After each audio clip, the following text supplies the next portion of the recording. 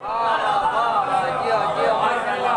امام زمانہ بلند تر صلوات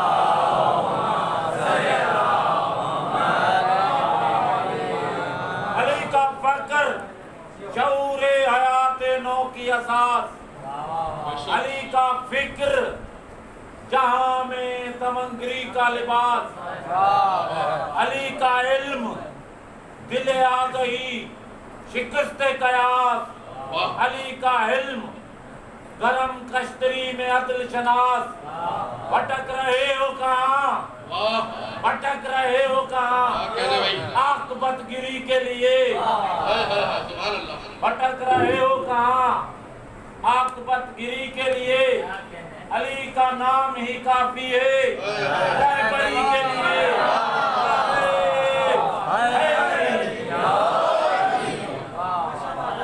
علی کا نام ہی کافی ہے رہبری کا، شک ایسا ہی ہے۔ میں نے آپ لوگوں کے سامنے علی کے فضائل بتایا، آپ لوگوں کے چہرے کھلکھلا ہوتا ہے۔ کیوں؟ کیونکہ آپ لوگوں کے دلوں میں ہے ولایت علی۔ سبحان اللہ، تبھی خوش ہو رہے ہیں، ورنہ ہر کوئی خوش تھوڑی ہوتا ہے۔ خوش کیا رونے لگ جاتے ہیں۔ لیکن بعض لوگ ایسے بھی ہیں، جب بھی علی کے فضائل پڑھے جائیں کہتے ہیں یہ کوئی معجزہ نہیں ہے، اتفاق ہے۔ کہتے ہیں اتفاق سے علی کی ماں کعبے کے قریب آ گئی تھی اور اتفاق سے دیوار گر گئی تھی، اس میں علی کی کوئی فضیلت نہیں ہے۔ اب جو ادب سے ذوق رکھتے ہیں ان کی نظر یہ جملہ کرنے لگا ہوں، لیکن میں ان معجزات کو اتفاق سمجھنے والے حادثاتی لوگوں کی اتفاقیہ اولاد سے کہتا ہوں۔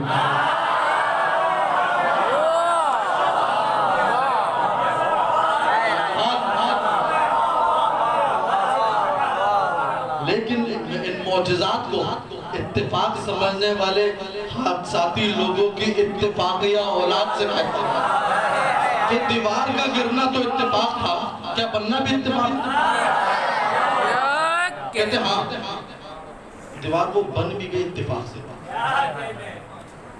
نجس نطفے کی نجس اولادوں ہم بتاتے ہیں کہ اتفاق کب کب ہوا، کیسے کیسے ہوا اور کہاں کہاں ہوا۔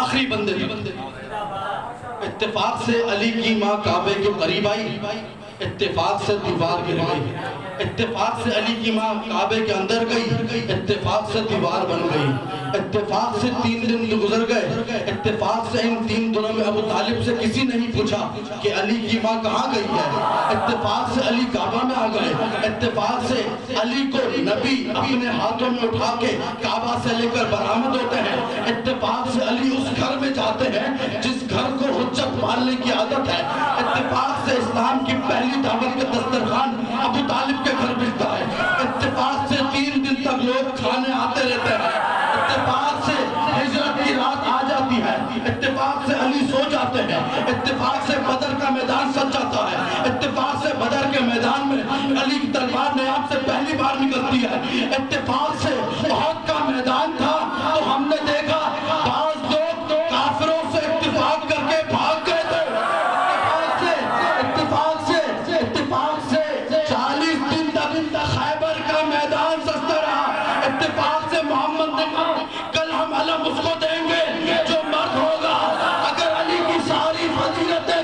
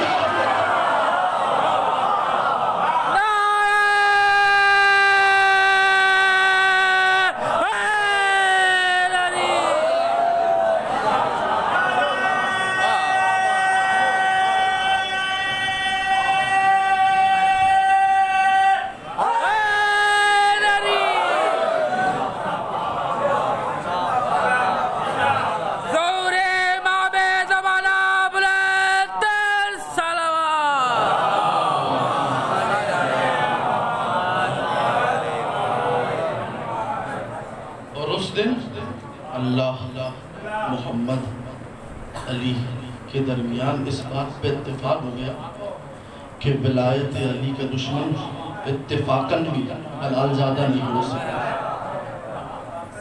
یہ ہے علی کی جیت. اب علی کو مل رہی ہے خلافت. علی علیہ السلام اپنی خلافت کا پہلا خطبہ دینے جاتے ہیں مسجد نبوی میں. اچھا، جب پہلی خلافت آئی تھی تو وہ مقام جہاں رسول اللہ بیٹھا کرتے تھے اس سے ایک زینہ نیچے رکھی، اور جب دوسری خلافت آئی تو دوسرے زینے پر بیٹھی، اور جب تیسری خلافت آئی تو تیسرے زینے پر بیٹھی. اب مسلمان یہ سوچ رہے تھے کہ علی زمین پر بیٹھے گے.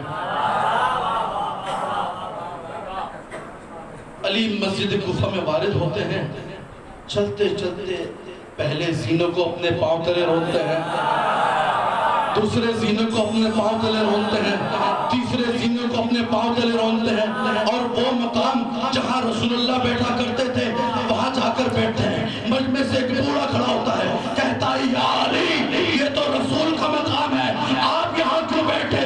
علی فرماتے ہیں الحمدللہ الذی ادرج الحق علی مکانہ. حمد ہے اس پروردگار کی جس نے حق کو اس کی جگہ پہ بیٹھا دیا.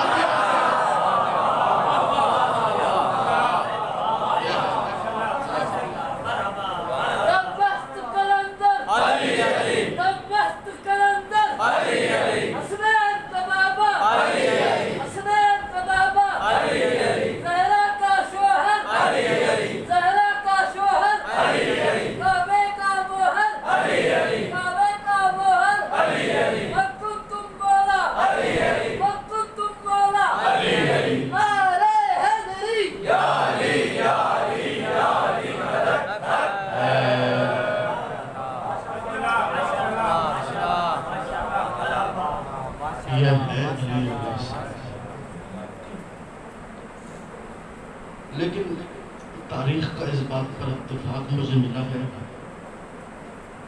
کہ کربلا کی جو جنگ تھی، حسین کی جو شہادت تھی، زینب کے جو مصائب تھے، وہ فقط علی کی دشمنی میں ہی تھے. جس طرح علی اپنے بیٹے حسین سے بہت محبت کرتے تھے نا، ویسے ہی حسین سکینہ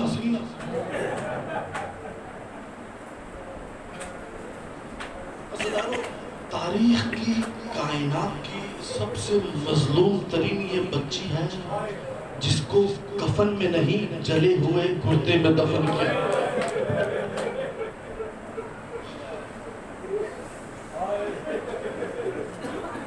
سکینہ کون سکینہ؟ وہ سکینہ جس کی عمر 3 سال 6 مہینے تھی.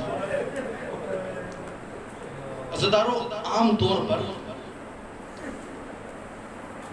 جو 3 سال 6 عمر کے یہ بچے جو ہوتے ہیں ان کا چہرہ چھوٹا ہوتا ہے.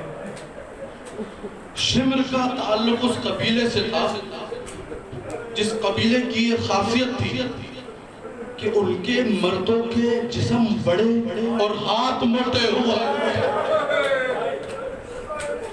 اب نہ جانے جب شمر نے سکینہ کو دبا چاہا، سکینہ کہاں گری ہوگی؟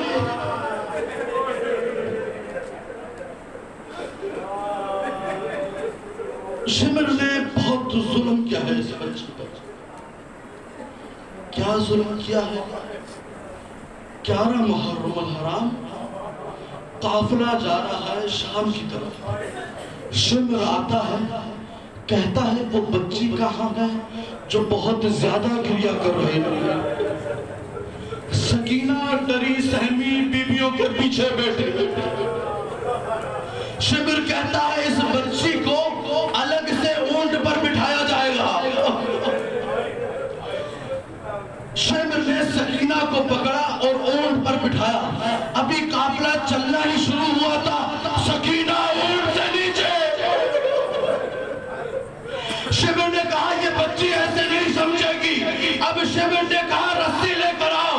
جیسے ہی رسی لائی گئی سکینہ کو سینے سے اونٹ کے کوہان پر باندھ دیا گیا. ارے جیسے جیسے اونٹ چلتا تھا سکینہ کا سینہ چھپتا تھا. سکینہ کہتی تھی بابا بابا تم تو سینے پر چلاتے تھے. آج سکینہ اونٹ کی تنگی پشت پر اجرکم اللہ. مولا تمہیں کوئی دھر دے. یہ ہے سکینہ کہ جب دربار شام میں پہنچتی ہے سید سجاد کے زانوں پر سکینہ نے اپنا سر رکھا ہوا. کہتی ہے بھیا آپ امام ہیں, آپ کو تو ہر چیز کا علم ہے, ذرا یہ تو بتائیں کہ پیاز کی کتنی قسمیں ہیں. سید سجاد کہتے ہیں بیٹی سکینہ پیاز کی 4 قسمیں ہیں. سکینہ کہتی ہے بھیا پیاز کی پہلی قسم کیا ہے؟ سید سجاد کہتے ہیں پیاز کی پہلی قسم یہ ہے کہ جب انسان پر پیاز کی شدت طاری ہوتی ہے نا تو اسے کچھ نظر نہیں آتا. سکینہ نے کربلا کا رخ کیا. ہائے میرا بابا حسین اتنا پیاز آتا کہ اسے کچھ نظر نہ آتا تھا. سکینہ نے پوچھا بھیا پیاز کی دوسری قسم کیا ہے؟ سید سجاد کہنے لگے سکینہ پیاز کی دوسری قسم یہ ہے کہ جب انسان پر پیاز کی شدت طاری ہوتی ہے نا تو اس کی زبان سوکھ کر حلق تک چلی جاتی ہے. سکینہ نے کربلا کا رخ کیا. ہائے میرا علی اکبر اتنا پیاسا تھا کہ زبان سوکھ کر حلق تک چلی گئی. سکینہ کہتی ہے بھیا پیاز کی تیسری قسم کیا ہے؟ سید سجاد کہتے ہیں سکینہ پیاز کی تیسری قسم یہ ہے کہ جب انسان پر پیاز کی شدت طاری ہوتی ہے نا تو کبھی وہ ادھر گرتا ہے کبھی ادھر گرتا ہے, کبھی مچھلی کی طرح منہ کھولتا ہے کبھی بند کرتا ہے. سکینہ نے کربلا کا رخ کیا. ہائے میرا بیسر اتنا پیاسا تھا اتنا پیاسا تھا. کبھی ادھر گرتا تھا کبھی ادھر گرتا تھا کبھی مچھلی کی طرح منہ کھولتا تھا کبھی بند کرتا تھا. سکینہ نے پوچھا بھیا پیاز کی چوتھی قسم کیا ہے؟ سید سجاد نے آنکھوں کو بند کر لیا. کہا سکینہ مت پوچھ. سکینہ کہتی ہے بھیا بتاؤ آپ کو واسطہ ہے امام کا.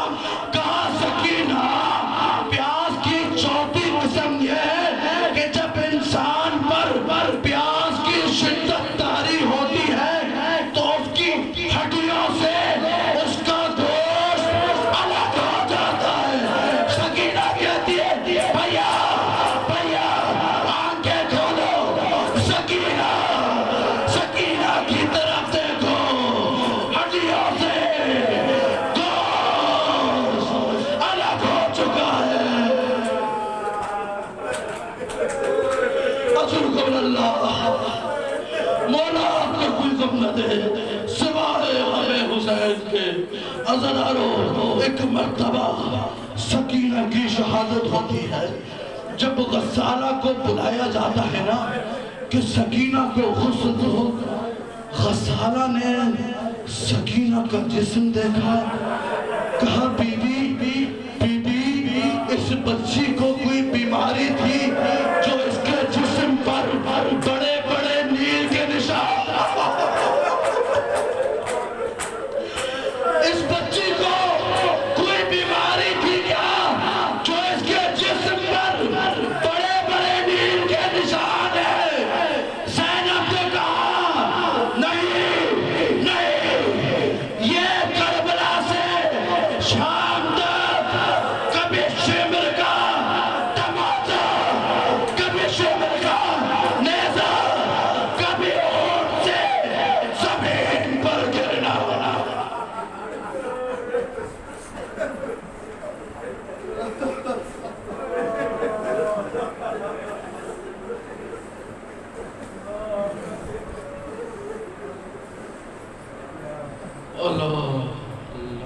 اللہ علی القوم الظالمین وسيعلم الذين ينقلبون بار الہ ہماری اس قلیل سی عبادت کو اپنی بارگاہ میں قبول کرو بار الہ ہم بہت گنہگار ہیں خطا کار ہمیں معاف فرما ہم علی کے چاہنے بار الہ جو علی کے چاہنے والے جیل میں سید سجاد کا واسطہ ان کو رہا بار الہ ہمارے بارے بے امام کے ظہور میں تعجیل ہمارے بھائی تھے انہوں نے بولا تھا کہ ان کے رشتہ دار اس وقت ان کو بلڈ کینسر ہے تو ان کی صحت یابی کے لیے دعا کیجیے یہ جب انہوں نے مجھ سے کہا کہ ان کی صحت یابی کے لیے دعا کیجیے تو مجھے ایک جملہ یاد آیا مکہ میں ایک عورت تھی جو نابینا تھی اس کا طریقہ بہت بہترین اور عجیب و غریب تھا دعا مانگنے میں وہی دعا کرواؤں گا تو آپ الہی آمین کہیے کس طرح دعا کی تھی اس نے کہتی تھی اے وہ ذات جس نے علی پر سے غائب سورج کو پلٹایا ہمارے جو بھائی ہیں ان کی زندگی میں پلٹا دے الہی آمین محمد وآل محمد صلوات